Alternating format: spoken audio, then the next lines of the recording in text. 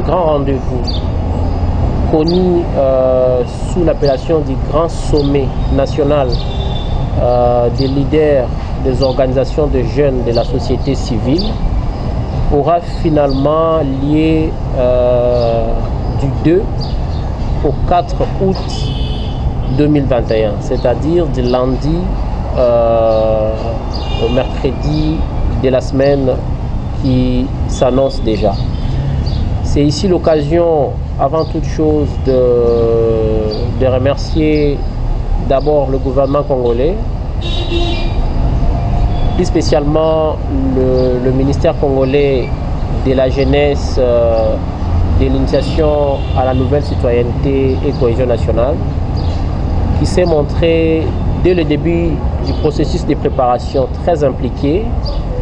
par la personne du ministre lui-même,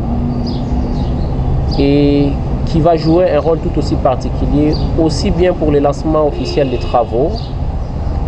que l'animation d'un des modules retenus dans les thématiques de l'activité. Nous voulons également remercier le bailleur de fonds qui est l'ambassade de la Suède en RDC pour le financement de cette grande activité citoyenne combien importante pour le renforcement de la gouvernance démocratique et le développement dans notre pays. L'appui technique de l'ONG internationale Diaconia aura été aussi indispensable pour l'évolution de ces projets que nous mettons en œuvre depuis 2018, les projets d'appui à la participation des organisations de jeunes à la consolidation de la démocratie et au renforcement des mécanismes de redevabilité entre le gouvernant et le gouverné. Il est important de retenir que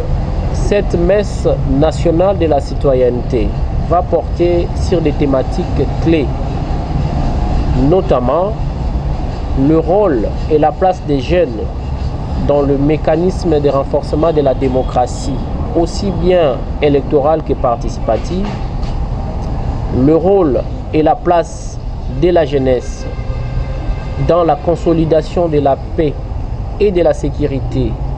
dont a besoin notre population à Kinshasa, dans les provinces, avec une attention particulière dans les provinces qui sont confrontées à des sérieux problèmes de paix et de sécurité. Je cite des provinces telles que le Kasaï central, le Nord Kivu, l'Ituri, ainsi de suite. La jeunesse a un rôle tout aussi particulier à jouer en tant qu'acteur de consolidation de la paix et de la sécurité. En dehors de cela, ce sera aussi question de discuter sur ce que nous, les jeunes, nous pouvons apporter comme avis, recommandations, approches envers le gouvernement pour faciliter et rendre possible la consolidation ou mieux encore l'effectivité de la cohésion nationale qui reste un défi pour un grand pays comme le Congo. Nous aurons donc l'occasion pendant ces 3 jours de survoler ces 3 aspects thématiques avec l'idée de sortir de ce sommet non seulement d'une simple déclaration citoyenne qui sera liée à l'attention de la population congolaise, à l'attention de l'opinion nationale et internationale, mais ce sera important, pendant surtout les travaux en groupe,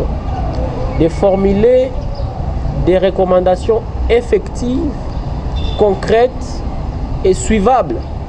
envers le gouvernement congolais. Parce que nous avons pris le temps, ça il faut le rappeler, de résumer les programmes d'action du gouvernement en une page pour permettre aux leaders des organisations de jeunes de pouvoir formuler des recommandations sur chaque aspect du programme d'action du gouvernement avec une attention particulière sur ce que prévoit faire en faveur de la jeunesse congolaise les programmes politiques actuels de nos gouvernants. Nous prenons rendez-vous pour lundi à 8h30 à la cérémonie officielle du lancement du sommet national